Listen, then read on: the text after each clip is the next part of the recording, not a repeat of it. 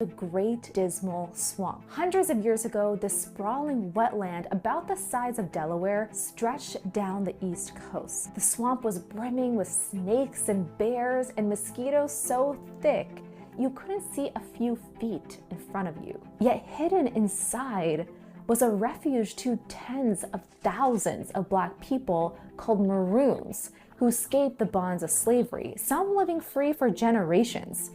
Maroons didn't just run away or survive in the swamp.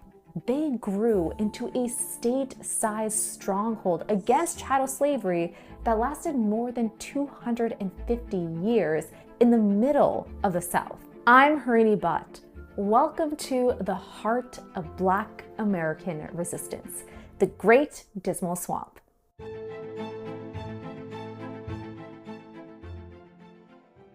Great Dismal Swamp Maroons were not just one community, but many communities. We can think of them in three main groups. Each was shaped by where they lived in the swamp and how they resisted slavery.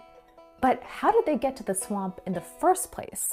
In colonial Virginia, both Black and white laborers endured brutal abuses and ran away regularly. Early Maroons likely had help getting to the swamp from indigenous peoples. Many Algonquin-speaking tribes and others had lived along the swamp's coast for thousands of years and were now being driven off their land. But the first major evidence of Great Dismal Marronage came in 1730. Known as the Chesapeake Rebellion, it was set off by a rumor that King George II granted freedom to baptized enslaved people. When they were denied their freedom, several hundred enslaved people led a revolt that was ultimately suppressed by local authorities.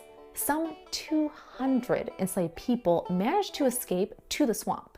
However, entering the swamp was not for the faint of heart, according to an account from the famous fugitive Harriet Jacobs. Quote, "As evening approached, the number of snakes increased so much that we were continually obliged to thrash them with sticks to keep them from crawling over us." Unquote. Harriet fled to the swamp to escape sexual violence from her enslaver and the threat of sale. She later wrote, "But even those large, venomous snakes were less dreadful to my imagination than the white men in that community called civilized." People who persevered many miles into the swamp became interior Maroons. These Maroons forged dozens of new societies sustained by nature. Deep inside the swamp were at least 200 small islands where Maroons built cabins and planted crops. They grew corn, beans, and rice, foraged cattails and berries, and hunted wild hogs and deer. They even tended livestock and bees for honey and wax for candles, which they bartered with one another. Interior Maroon communities raised their children in freedom, which they guarded fiercely. They lived in secrecy and were known to carefully monitor surrounding areas and vet new members. For several generations, these communities thrived through cooperation with each other and with nature.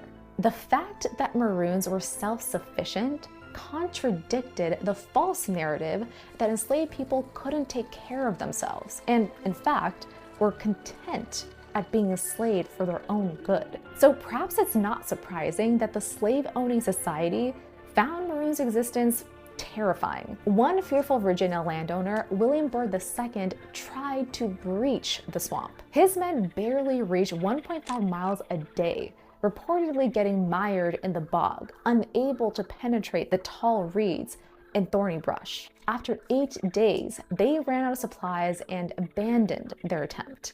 Byrd warned colonial authorities that if no action was taken, the Great Dismal Swamp Maroons could become a powerful force threatening the surrounding region. Interior Maroons had escaped beyond American society's reach. Other Maroons, however, carved out a free life for themselves right under society's nose.